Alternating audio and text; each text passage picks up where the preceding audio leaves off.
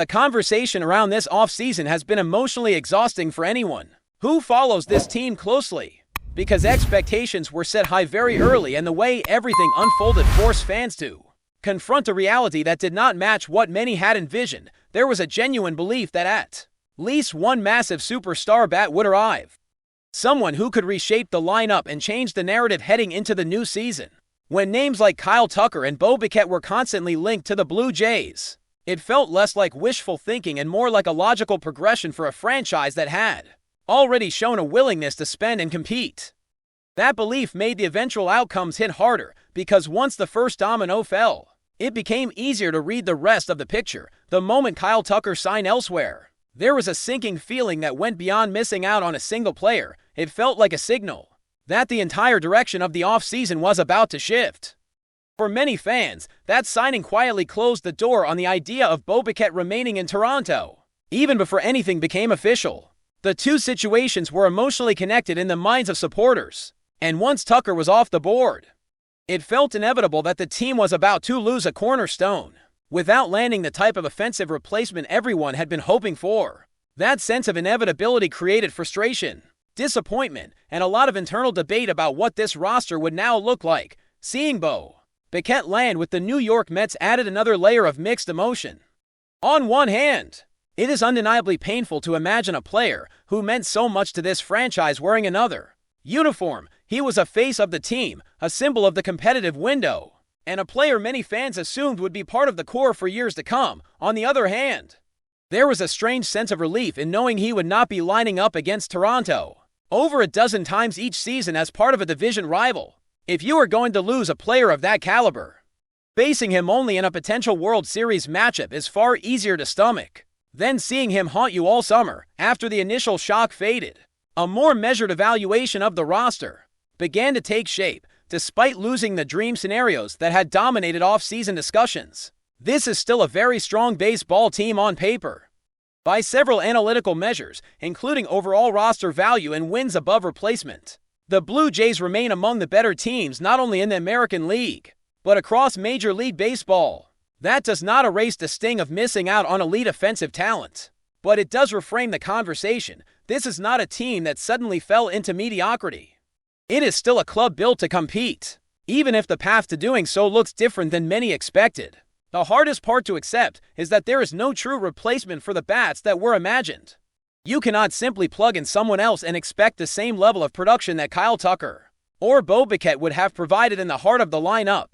That kind of offensive impact is rare, expensive, and almost impossible to duplicate once the market has passed you by. Instead, what Toronto has done is build depth and address other areas of need, most notably the pitching staff, which looks dramatically improved compared to last season. The improvements on the mound cannot be overstated. Both the bullpen and the starting rotation appear stronger, deeper, and more reliable than they were a year ago. This is where the front office clearly shifted its focus, and there is logic behind that decision. Pitching can stabilize a team over the long grind of a season, and a strong staff can keep you competitive even on nights when the offense struggles. While the lineup may take a slight step back in terms of raw star power, it remains a productive group, capable of scoring runs and supporting a rotation that should keep games within reach far more consistently. One of the most intriguing aspects of this new-look roster is the opportunity it creates for younger arms to establish themselves. Having a full season to evaluate emerging starters could be crucial, not just for this year, but for the long-term outlook of the franchise. There is a growing belief that the ceiling for some of these pitchers is higher than initially projected, especially when given the chance to adjust, adapt, and settle into consistent roles at the major league level. That development curve could end up being one of the defining stories of the season. It is also important to clarify a misconception that surfaced among parts of the fan base. Disappointment over missing out on marquee signings does not equate to giving up on the team.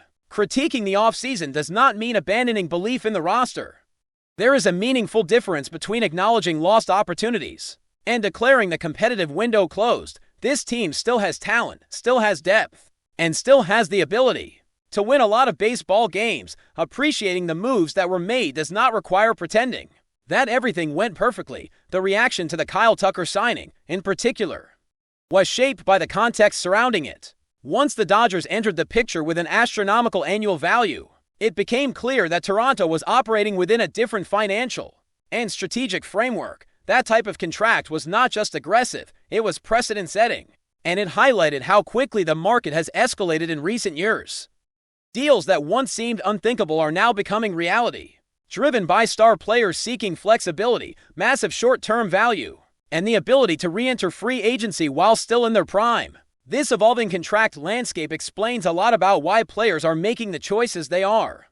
Shorter deals with extremely high average annual values allow elite players to maximize earnings, while maintaining control over their careers. From a player's perspective, it is a logical approach, especially when confidence in long-term performance remains high for teams. However, it creates a volatile market where competing for top-tier talent requires not just money, but a willingness to embrace financial risk on an unprecedented scale. In that environment, it becomes harder to criticize individual decisions. Kyle Tucker taking an enormous contract is understandable. Bo Bichette securing his future elsewhere after everything he accomplished in Toronto is also understandable. These players are navigating a system that rewards timing, leverage, and star power. While fans may feel betrayed or frustrated, the reality is that the structure of the league incentivizes exactly this kind of movement, and teams are left to adapt as best they can. Within those constraints, as the dust settles, the focus naturally shifts forward. Spring training represents a reset, a chance to see how all the pieces fit together on the field rather than on paper. The roster that takes the field may not look exactly like the one fans dreamed about during the height of free agency rumors, but it is still a roster capable of competing every night. How that competition translates into wins and whether additional moves are still to come remains an open question that will continue to shape the conversation as the season approaches. The discussion around how the Dodgers have changed the landscape of Major League Baseball cannot be understated. Their approach to spending, roster construction, and strategic acquisitions has created a ripple effect across the league, one that other franchises are now forced to respond to or risk falling behind. Some argue that this dominance is harmful to competitive balance, that one team accumulating talent and financial resources in this manner creates an environment where parity is difficult to achieve. Yet, at the same time, it is hard to fault the Dodgers for doing what any organization would do if given the opportunity. They want to win, they are willing to invest, and they have proven over multiple seasons that this strategy works. It is a model of success that other teams can study and potentially replicate, but only if they have the resources, leadership, and appetite for risk that the Dodgers have demonstrated. The larger question becomes one of system design. When a handful of teams can effectively outspend and outmaneuver the rest of the league, it exposes weaknesses in the current structure. Luxury tax measures, revenue sharing, and financial rules are intended to prevent runaway imbalances. Yet the reality is that some organizations are simply willing and able to operate above those thresholds because the returns justify the investment. Meanwhile, teams that are more restrained in spending are left to rely on draft development, trades, or sheer luck to build competitive rosters. That disparity highlights an inherent tension in the league: how to balance freedom of ownership with the desire for a level playing field, and how to ensure that fans in smaller markets feel they have a chance to see their teams contend. From a player perspective, the modern contract landscape reflects both opportunity and strategy. Short-term deals with exceptionally high annual averages allow elite players to maximize immediate earnings while leaving the door open for another significant contract in their late 20s or early 30s. This approach is becoming increasingly common among top-tier talent, and it is reshaping how front offices plan and project future rosters. Players are no longer simply choosing the team with the best chance at a championship.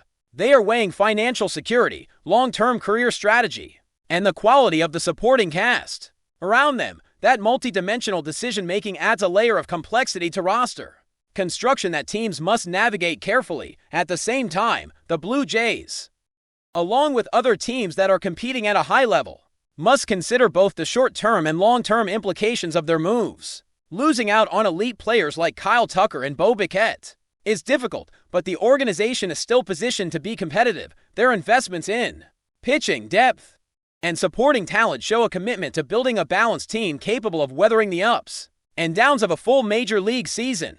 The challenge will be integrating these components in a way that produces consistent performance while remaining flexible enough to respond to emerging opportunities, whether via trade, free agency, or player development. Analyzing the overall roster reveals a nuanced picture. The starting rotation now appears deeper, the bullpen more reliable, and the offense, while perhaps less star-studded, remains productive and capable of generating runs in multiple ways. This balance is crucial, because baseball seasons are long and unpredictable, and teams that can perform well across all facets of the game tend to emerge as serious contenders. Relying too heavily on a few superstar bats leaves a team vulnerable to injury or slumps, whereas a diversified roster allows for more adaptability and resilience. In this sense, the Blue Jays have positioned themselves as a team that can absorb setbacks and still compete at a high level. The conversation also naturally turns to broader league trends, such as the potential for lockouts, the influence of salary caps, and the ongoing debate around financial equity between franchises. While some see the Dodgers as a symbol of imbalance, the reality is that their success exposes weaknesses and opportunities across the league.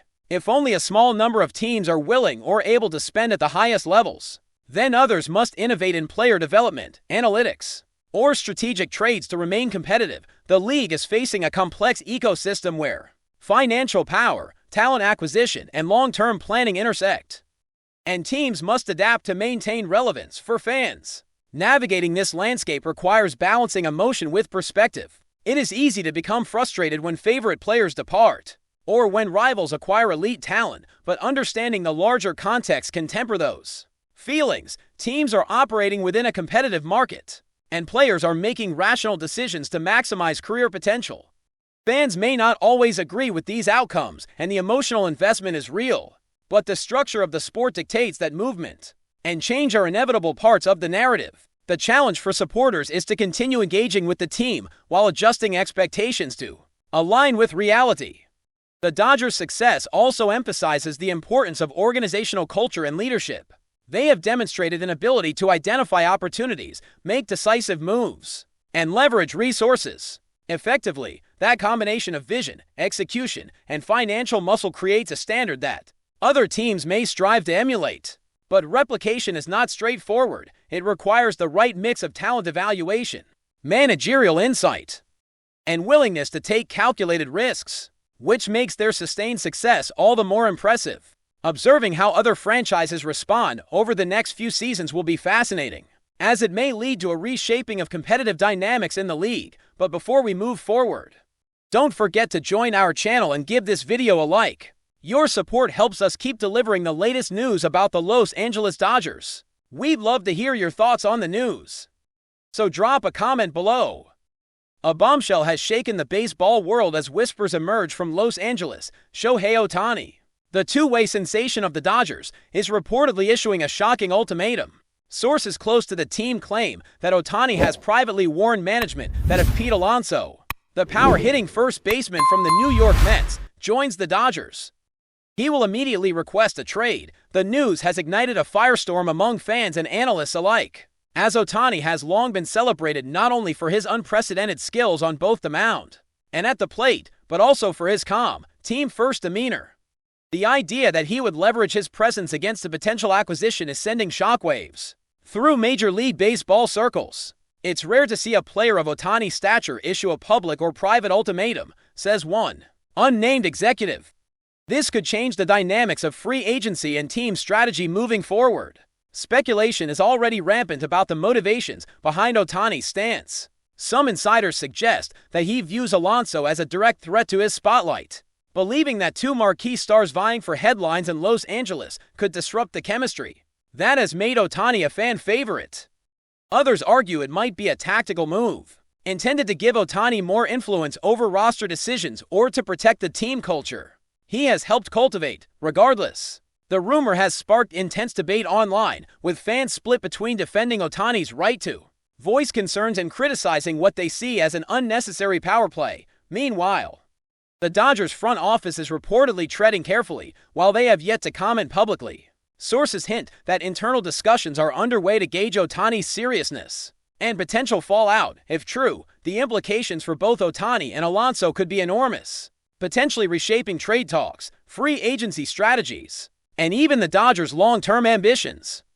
As the baseball world watches this drama unfold, one thing is clear: The possibility of Ohtani leaving Los Angeles over Alonso's rival is no longer just a rumor, it's a headline-grabbing story that could define the offseason, whether it's posturing or a genuine ultimatum.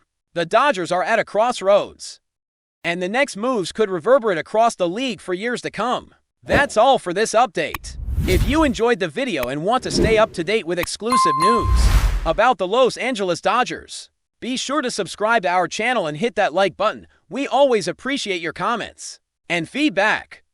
See you in the next video.